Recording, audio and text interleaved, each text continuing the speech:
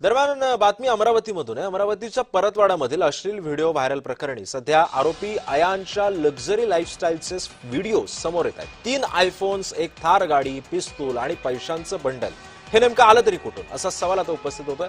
अयान चालवत असलेली थार गाडी नेमकी कोणाची आहे? अयानकडे पिस्तूल वापरण्याचा परवाना होता का? सध्या या प्रकरणाचा अधिकचा तपास एसआयटी करतेय। या प्रकरणी आता सध्या 8 आरोपींना अटक करण्यात आली आहे। आणि या संदर्भामध्ये अधिक माहिती जाणून घेऊयात। माझे सहकारी सुरेंद्र आकोडे आपल्या सोबत आहेत।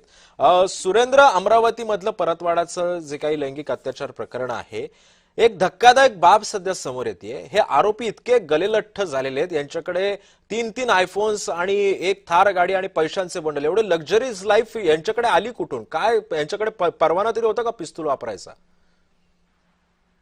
सिद्धेश, तर अमरावती जिल्ह्यातील परतवाडा येथील अश्लील व्हिडिओ व्हायरल प्रकरणामध्ये दर दिवसाला एसआयटीच्या हाती नवनवीन खुलासे जे आहे ते पुढे येत आहे। कधी जर बघितलं या प्रकरणामध्ये आतापर्यंत पोलिसांनी 8 आरोपींना अटक केली आहे, तर 10 जणांना ताब्यात घेतलं आहे। आता नुकतेच काही व्हिडिओ जे आहे ते मुख्य आरोपी अयानचे पुढे आले आहे। या आरोपीकडे एक पिस्तूल दिसत आहे, जवळपास 3 ते 4 आयफोन दिसत आहे, एक कार गाडी दिसत आहे आणि पैशाचे मोठे बंडल देखील दिसत आहे। नेमका प्रश्न हाच बोलतो की सगळ्या वस्तू अयानकडे आले कुठून? अयानकडे पैशाचे एवढे मोठ्या प्रमाणात बंडल कुठून आले? कार नेमकी गाडी कुणाची होती? आणि त्या मार्गाने पोलीस आता एसआयटी जे आहे 46 पोलिसांची एसआयटीची टीम आहे ते या ठिकाणी चौकशी करत आहे।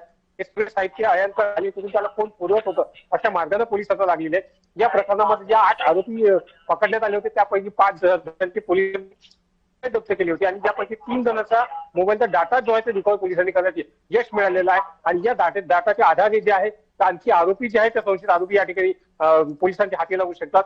नेमकं या मोबाईलमध्ये काय डाटा पुढे आलेला आहे, आणखी व्हिडिओ आहेत का, नेमकं कुणाकुणाशी ते संवाद साधत होते? नक्कीच सुरेंद्र, त्यामुळे एकंदरीतच या सगळ्या प्रकरणाअंती नेमकी आता आणखी कोणाला अटक होते का, कोण कोण याच्या मागे आहे याचे सुद्धा आता लवकरच धागेदोरे समोर येतील। धन्यवाद आपण दिलेल्या या सविस्तर माहितीबद्दल।